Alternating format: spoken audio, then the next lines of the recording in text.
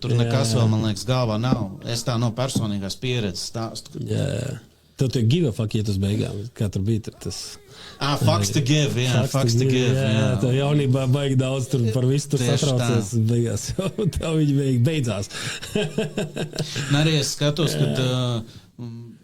kad es esmu apkārt, piemēram, ļoti veiksmīgiem cilvēkiem, kas man sanāk, kad es izlidoju kaut kur uz kādu izstādu vai kaut kur, tiešām, un es redzu, tiešām cilvēks, kas no nekā ir uzbūvējis kaut ko, un es zinu, ka viņam visi iet tur āķgārna biznesā, tur nenormāls problēmas, tur cilvēks, es nezinu, nomirtu sirdstrieku, bet viņš iet normāli, un es saprotu, ka arī ir lieli stresi, par kuriem tu everything was so shitty, sūdīgāk nevar būt reāli, un tev arī tiešām zero fucks given ir, un tu vari būt arī mierīgs uz to visu.